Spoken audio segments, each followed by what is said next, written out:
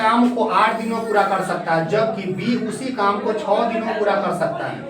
यदि ए और बी उस काम को एक साथ करे तो उसे कितने दिनों में पूरा किया जा सकता है।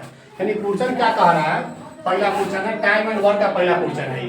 कह रहा है ए एक काम को 8 दिनों में पूरा कर सकता है, जबकि बी उसी काम को, जो काम ए कर रहा है बी उसी काम को 6 दिनों में पूरा कर सकता है।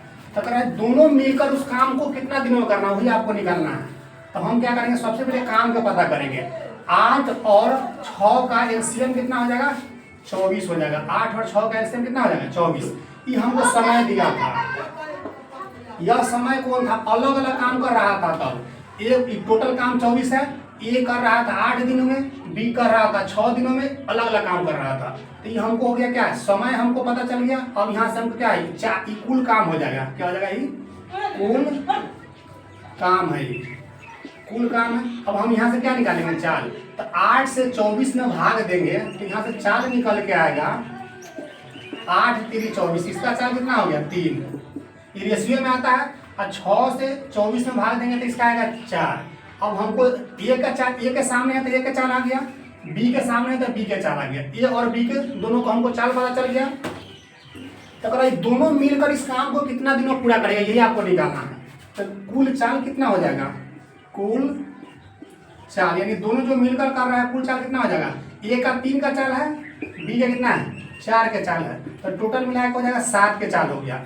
अब ये 24 काम को दोनों मिलकर कितना दिनों में करेगा, वही हमको निकालना है। तो क्या करेंगे, हम 24 में 7 से भाग देंगे, क्योंकि हम काम में, टोटल काम में दिन से भाग देते हैं तो हमको क्या आता है, यदि चाल से भाग देते हैं तो हमको आता है दिन।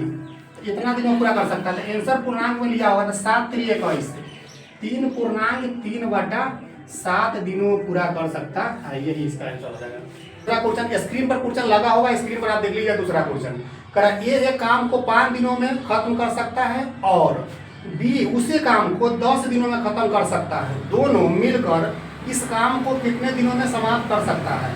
कि कह रहा है ए एक काम को 5 दिनों में पूरा कर सकता था, अगर यही काम को बी कै दिनों में कर रहा है, बी 10 दिनों में पूरा कर सकता है। अलग अलग काम करेगा तो ए 5 दिनों में पूरा करेगा, बी 10 दिनों में करेगा।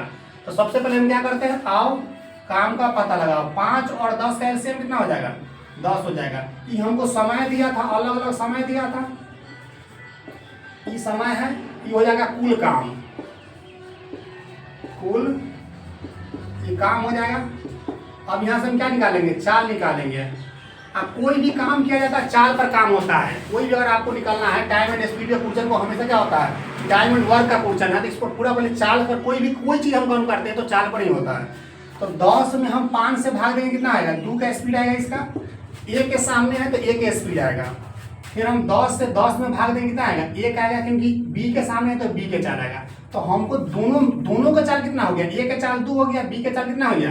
तो यानी ए प्लस बी के चाल हो जाएगा 2, ए प्लस बी के चाल, ए प्लस बी के चाल हो जाएगा 2 + 1, यानी कि 3 के चाल हो जाएगा। अब ये 3 के चाल से दोनों मिलकर जाएगा काम करने 10 को, तो कितना दिनों में पूरा करेगा वही आपको निकालना है।